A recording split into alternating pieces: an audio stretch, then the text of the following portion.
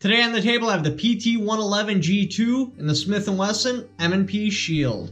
You will see a price split of about $169, the Shield being about $169 more than the PT111. Both these firearms have some pretty unique advantages. First one goes to the G2.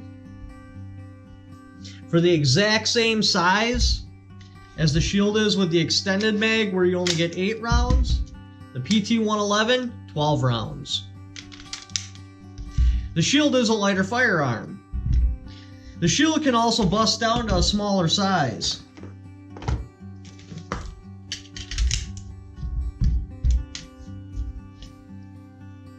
So if you need to save a little bit in the size department, you can run a flush mount mag, give up 1 round, and now you have a smaller firearm.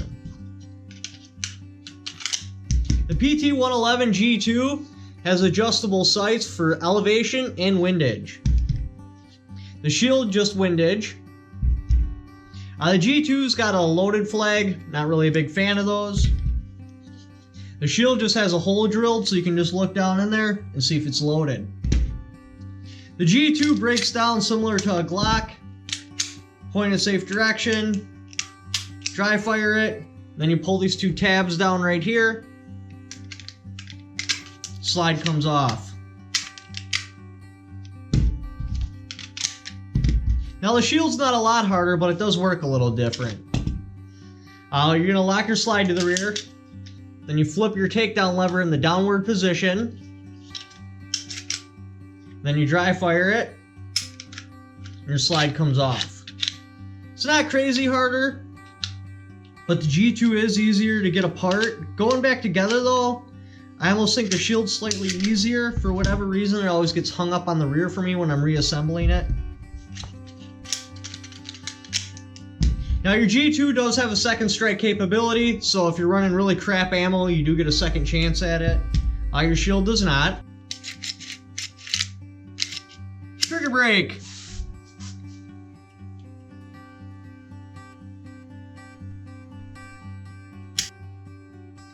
You do get some movement in the front sight on the Shield. PT111.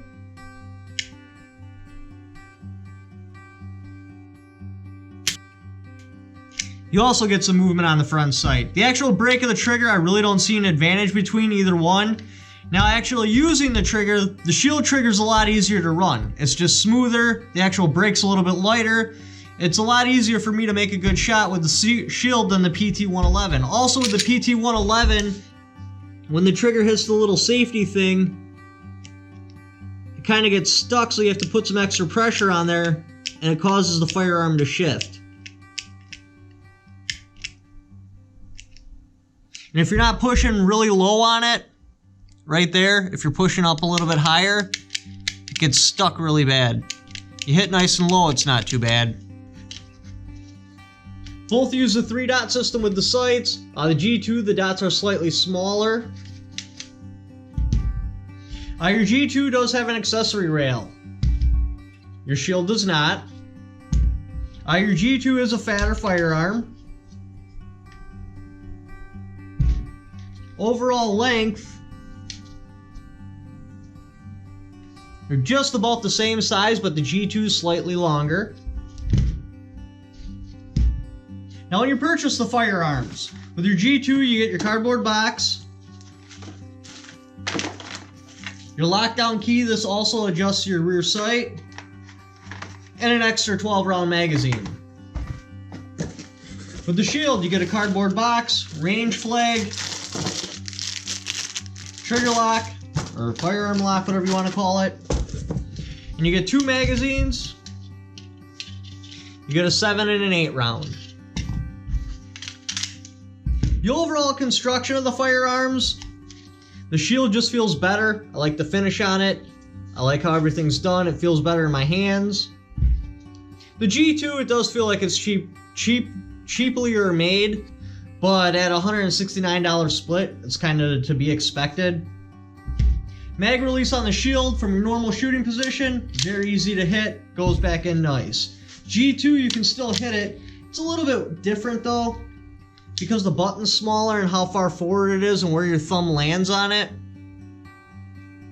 you gotta shift your grip just slightly to get it perfect.